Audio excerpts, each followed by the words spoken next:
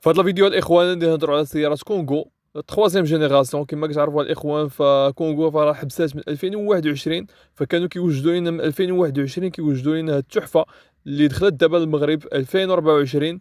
ففي هذا الفيديو الاخوان غادي نهضروا على الثمن ديالها اللي يجي في الاخر ديال لا فيديو، غادي نهضروا على التصميم ديالها الداخلي والخارجي، ونهضروا على التكنولوجيا اللي جات بها جديده. فبقاو معنا حتى الاخر، ومرحبا بكم في القناه ديالكم المختصه في عالم السيارات. حنا كنهضروا على اي حاجه عندها علاقه بالسيارات. الا عندكم شي سؤال ولا شي اقتراح خليوه في كومونتير، ولا عجبتكم لا فيديو بارطاجيوها مع الناس اللي كتعرفوا مهتمين بهذا المجال هذا.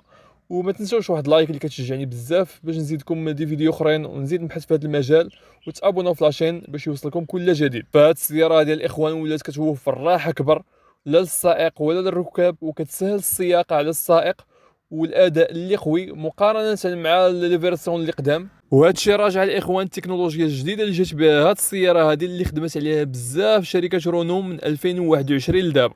فبالنسبه للاخوان الشكل ديالها الخارجي فهو شكل جد عصري وجذاب، بالاخص هذيك الاضواء الاماميه اللي دايرين فيهم ليد فكيعطيها واحد الشكل شيئا ما رياضي. فالتصميم الداخلي فهو باين خدموا عليه بزاف، حيت لا علاقه بالتصميم الداخلي ديال رونو كونغو اللي قبل. فهاد التصميم هذا كيعطيك واحد الاحساس شيئا ما فهي السياره رياضيه. فهاد التصميم هذا الاخوان فهما خلاو واحد المساحه كبيره داخل السياره اللي كتوفر واحد الراحه للركاب وحتى للسائق، زياده على المساحه الكبيره اللي كاينه وسط السياره هذه. فالطريقه كيفاش مصممين الكراسه ديال السياره هذه فهما كيزيدوا من الراحه ديال الراكبين. كاينه ايضا واحد ليكرون تاكتيل اللي فهاد السياره هذه اللي كتزيدها واحد الجماليه من الداخل. وهاد الشاشه هذه فهي كومباتيبل مع ابل كار بلاي واندرويد اوتو. وبالنسبه للكفر ديال هاد السياره هذه فهو كفر اللي كبير بزاف اللي كيتوفر على مساحات ديال 1000 لتر، بمعنى الا عندك شي عائله كبيره ولا صغيره ولا عندك بزاف ديال الحوايج كتحتاجهم في الخدمه خاصك تهزهم من بلاصه لبلاصه، فهاد السياره هذه كتهنيك. وبالنسبه للموتوريزاسيون الاخوان فهي كتجيب واحد المحرك ديال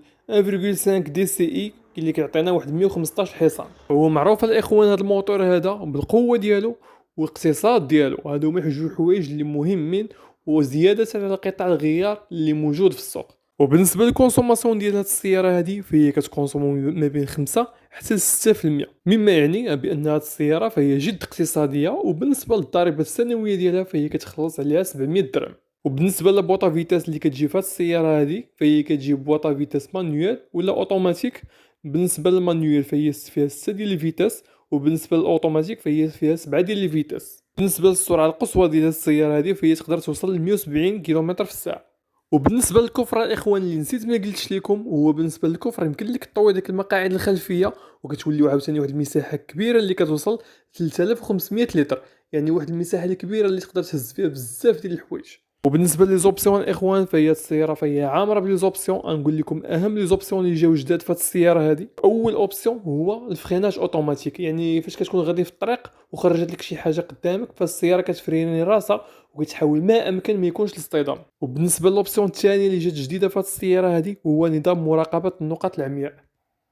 فهذا النظام هذا كيعلمك بان راه كاينه شي سياره ولا كاينه شي حاجه في واحد البلايص، واحد الزوايا اللي ما كيبانوش في المرايات، وهاد الزوايا هادو كيكونوا في النص ديال الطوموبيل اللوراني. والاوبسيون الثالثه اللي جات جديده في هاد السياره هادي هو ان الكراسه يمكن لك تسخنهم في وقيته ديال البرد. الاوبسيون الاخيره اللي جديده في هاد السياره هادي وهي الكليماتيزاسيون اوتوماتيك. دابا ننتقلوا الاخوان للثمن ديالها. فالثمن كاين الناس اللي غادي يعجبهم الثمن، كاين الناس اللي ما غاديش يعجبهم، وانا اللي نقدر ناكد لكم هو الثمن ديالها فهو جد مناسب مع التجهيزات اللي جات بهم هاد السياره هادي والديزاين ديالها الجديد والمواد اللي مستعمله في الصناعه ديال هاد السياره هادي. فالثمن ديالها الاخوان كيبدا من 24 اونص وكيوصل حتى ل 30 مليون اونص.